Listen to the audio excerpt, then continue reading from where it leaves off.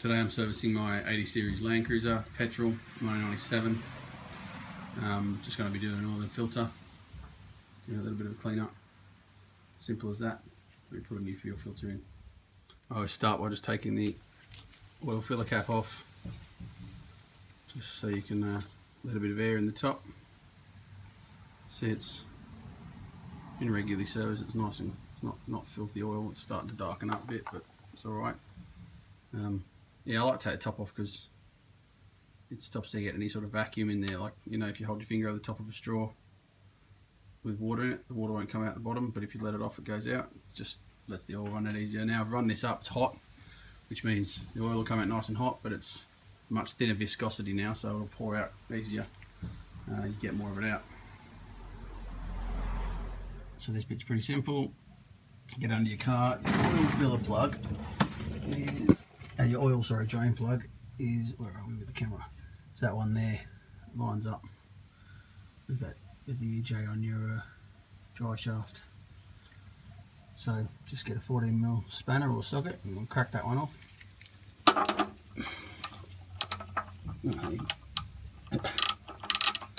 Incredibly loose.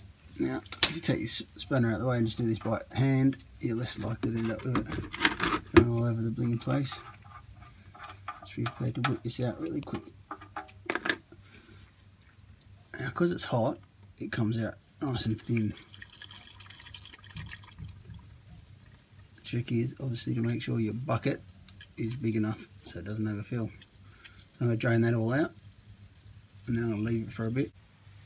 Next thing is the oil filter. Now this ages, they come into two different sizes. I think they're up to 94 or something like that. It's a slightly smaller one, but you'll have to check that for yourself. This is the larger size. Now I've thrown another drain tray underneath the car. Also stuck it on a bit of car wood because they're a bit difficult to judge where the oil is going to end up. Sometimes you need grips or something. Okay, this one I can do by hand. Sometimes you need grips or something to get these off. But you can get special tools for it. Like that. You get another one of these. That's what you're replacing. Blimey, that's hot. So once that's drained out for a while, next thing to do is you can see all the oil running down the block, just to clean that off. Now I use brake cleaner.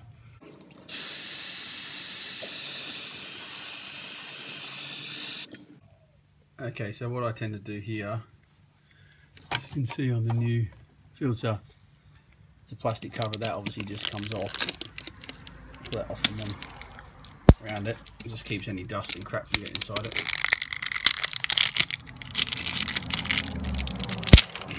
Let it off. You can see there's a rubber seal on here. This rubber seal obviously stops the oil leaking out, but it also can be a bit of a pain if you leave it dry. You can't get the filter tightened up as much, and then it is prone to let by slightly. So what I tend to do is just get some of the new oil, just stick my finger in the new oil. You can use old oil, but why not use the fresh one, and just rub that round the seal just a little bit. It just helps it to slide on the block better. That's it, that's all you need. And then do it up. So we just put the filter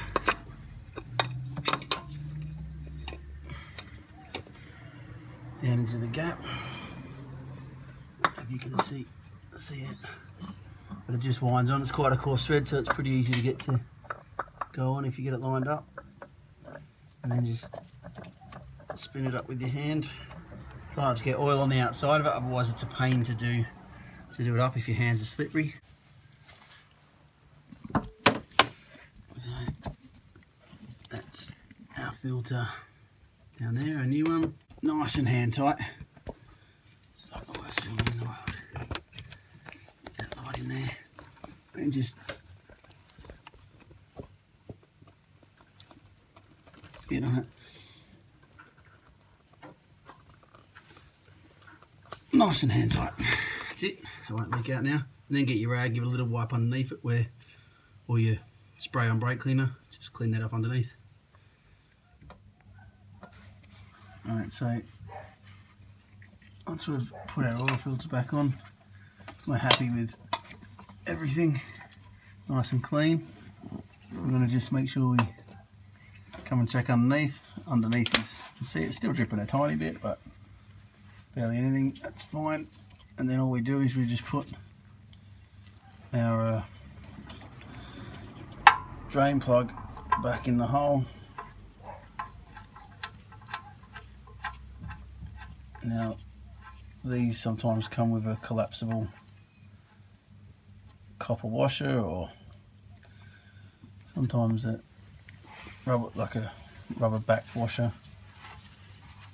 If it does, you can replace those. Sometimes they're okay to leave them in place.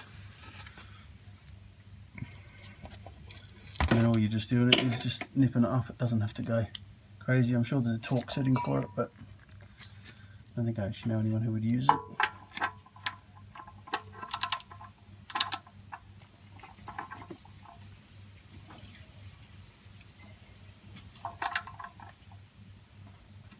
That'll do.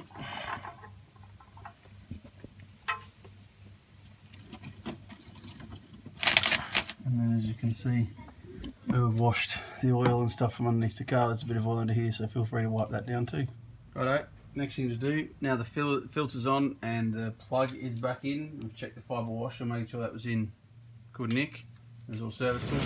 We're going to refill the car with oil. Now, the book on these petrol 1FZ engines says 7.4 litres, so you should always start off with a bit less than that. So start off with about 7 or even 6.5, because the fuel filter holds just sort of like half a litre, something like that. You want to let it run around there and check that level. So it's annoying if you end up with too much and you have to drain some out. So for the same reason before we took the cap off, we just open the dipstick like that, just so you can let a little bit of the pressure sort of out, so you don't have the oil clugging in the top here. So you can use a funnel, or you can just drop it in the top if you haven't got a clean funnel. I'm going to grab my funnel and give it a quick clean, and then we'll do it that way. So funnel in. Doesn't go all the way in this one because it's got a cover on it, but that's okay. We'll just start pouring. We can pretty much pour this whole thing in there. You got that, buddy? And hold that for me. And then we just start pouring. Now keep an eye to make sure it doesn't start glugging around and out the top too. So keep that held there, mate. Just tip it that way a little tiny bit so it goes in.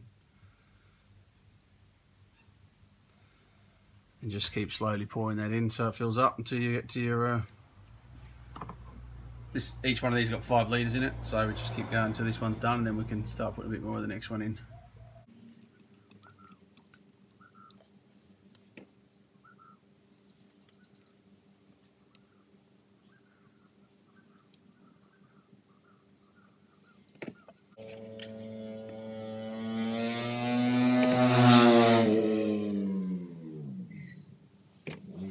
Alright, so just keep that in there for a bit.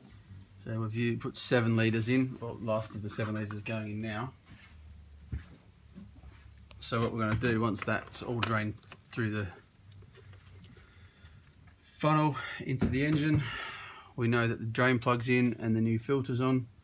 What we're going to do is we're going to put the cap back on the engine. We're going to run it up for a minute or two, and all it does is pump all the oil around and fill up the actual engine, gets in all the galleries and up through all the lines, make sure it's all lubed, and then we give it a minute to rest, turn it off, give it a minute to rest, and then we just dipstick it and check it and just top it up as necessary. I'm actually using a 1560 on this, so the recommended on this vehicle is actually a 1550, but this is semi-synthetic. It's a good quality oil. It's definitely worth spending a bit of extra money on oil. Don't ever buy cheap oils just for the sake of it, because they actually will shorten the life of your engine. So this is actually a fully synthetic, not a semi, which means I can run a 1560 in it instead of a 1550. In fact, it also says here it may also be used with 1550s and 2050 oils as recommended. So spending a little bit extra on your oil, these are 59 bucks a 5 litres instead of, well, they had stuff in there for $29 a litre. It was own brand. I personally would rather spend an extra 60 bucks or something each time I service, which isn't that regularly, to make my engine last. Okay, so we're done there. We're just gonna funnel off, give that little wipe round, and then put our cap back in, which I'll also give a little wipe because it's got all the old oil in it. You can see by that what was in the oil cap. It's got all the old oil in there.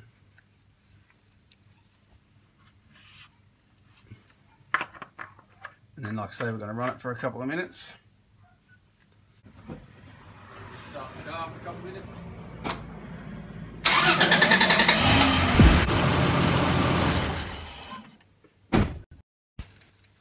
Right, that should do. And then we dipstick it so we can just check how that is. Which, right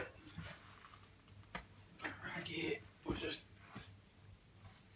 pull your dipstick out first, give it a clean so any old oil that's sitting on there isn't leaving a line. Put it back in. Can you see this lid? Dip it in. Pull it out again and see where you're up to. So we can actually see, do you want to bring that closer? You can actually see on the dipstick those checkered lines just there. So where you can see right now, we're at the very bottom of that, which means it's probably about, we're probably about half a litre to a litre short. So we'll start with, say, half a litre, and then we'll keep going from there. Alright, so I've just put a little bit more oil in, done a couple of checks now, and it's pretty much there. Well, I'll say it's pretty much there. I'll probably put another half a litre in now. So we'll see where we are. We'll just give it a few minutes just to sort of settle the oil. You can see there we're sort of 2/3 the way up the checkered bit now, which we want to be able to get right to that top where it's full. It is marked L and F. It tells you when it's full or when it's low. You obviously you want to be full. So let's dip that again.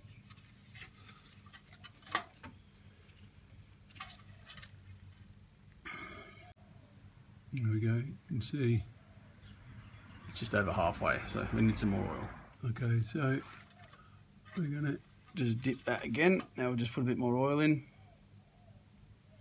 Always give it a couple of seconds because obviously oil is thicker than water. It takes a second to roll up the dipstick. And we've got pretty much bang on there on the top line, so it's perfect, exactly what you want. Always when you're doing this, make sure your car is nice and flat.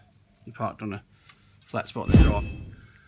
And that, after putting your cap back on, is how you change the oil on your car.